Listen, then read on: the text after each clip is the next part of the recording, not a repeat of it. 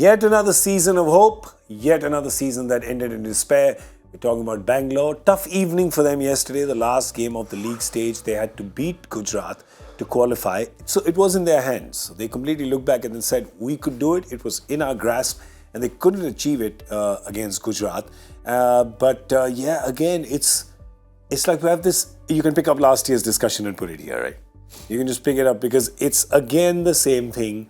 The top players do their bit, or the two international superstars, Virat Kohli, they do their bit, middle order, gaping holes with their bowlers. There's one or two who check in, and it's the same result. I mean, if you look at it, we were looking at the stat that since 2008, how many other Indian batsmen have performed for them other than Virat Kohli? Just Virat Kohli, no other Indian.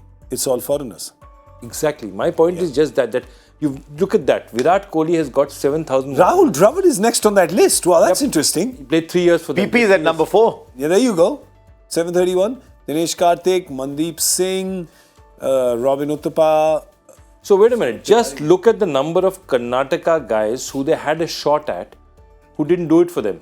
Robin Uthappa, KL Rahul, Manish Pandey, Devdutt Padikkal. All of these guys, Chinnaswamy is their home stadium. Yep. Yet, whatever it is, due to a condition of circumstances or whatever, none of them have stayed on. Why is that happening? If I was a forensic detective looking at RCB, I like this. I would say, why is it that these players are not performing? Yeah. I know Rajat Patidar didn't play for them this year, and that was a big loss. But every team had a big player that they lost. Almost every team did. Yeah. So how do you compensate for that player? But those middle order players are just not lifting their game. Is it that, as we said when Virat and AB were dominating for RCB, that under the giant banyan tree nothing else grows? Under the giant oaks, I think, nothing else grows. Is it that nothing else is growing in the obsession with the stars? Because this year they had something they didn't have previously, which is the bowling was very good this year. Yep. The new ball bowling was. Correct. I was a little surprised they lost faith with Hasaranga a little too quickly. But the bowling was doing... Siraj was amazing. Siraj was very good. They didn't have Hazelwood for a big part, that's true. But they got a few things. There's one big thing that happened last year that didn't happen this year. And I'm not saying it because he's a Cricbuzz panelist. But DK, and I think Faf referred to that last evening after he lost. He said DK was winning us games last year with those towards the end. He was finishing and there had no one to finish. So teams knew if you get into the top 3, so who's going to score the runs? Yeah, true. We spoke about this on Cricbuzz Live and yet on so paper, many times. On paper, they had everybody who could bat. Hasaranga can bat, Harshal can bat, Parnell can bat. On paper, everybody can bat. Yeah. Parnell's batted at 3. But we're not playing book cricket, right? So it Correct. doesn't matter, right? But there you go. After we always spoke about this, that they have KGF at the top. So that's Kohli, Glenn and Faf. If you get 1 out of the 3, then if you get 2 out of the 3, then it really puts pressure on the third one as well. The one who has survived. He has to bring down his scoring rate, he has to consolidate, and that will happen when the others don't get a chance. And yesterday we were kind of, just making jokes about the fact that, the middle order will tell the top order that you never give us a chance to bat because you got so many runs. But the truth is, Joy, there was a few times when they were 2 down or they were, 2 of the 3 big guys were gone. But these guys didn't grab those chances. I think, yeah, absolutely. I mean, firstly, Lomrod got a couple of knocks, but didn't get enough. In the end, they sort of put faith in Anuj Rawat, who did okay for them, I thought, in the end. But I think it was too little, too late, that kind of thing. Yeah. They bring in Kedar Yadav suddenly. So what happens? Suppose you are a young Anuj Rawat sitting out there and you're saying, okay, I think I'm going to get a chance now. This is what's going to happen. Suddenly Kedar Yadav walks into the camp here. I think that's the thing. They're sending a lot of mixed signals, and for whatever reason they need to introspect.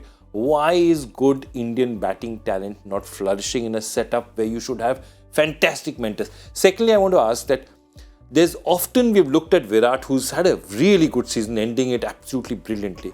And he's been scoring at a particular strike rate, but there are matches where he's getting centuries or he's getting runs and they're not winning. And I think one of the reasons, whether it's in his head or not, that okay, the rest of the batting is not great, so I'm not going to bat at the strike rate that I have. I'll play a little bit safer. Is that the case? Because very often they've ended up with targets they thought were decent. How many times did they fall short? How many times batting first did they fall short? Virat is a beast chasing. Yeah. And those last 200s, I promise you, if you did not see those last 200s, forget going to the movies. Go and watch those hundreds. Yeah. That 17.2 will remain embedded in my mind for a long time. How can that fiendish bottom hand send the ball that far on the front foot? Yeah. So he was playing that game. He was at a different level to everybody else. But can one person win it for you? And around that one person, if the others are not delivering, are they falling short? Yep. How many times did they bat first and not have enough runs? And I know that their social media army rises to their support every single time, but they cannot change outcomes. Yeah, I mean, fact is Yeah. fact. So Mumbai and Gujarat, definitely, those two losses were definitely targets they thought at that point were enough.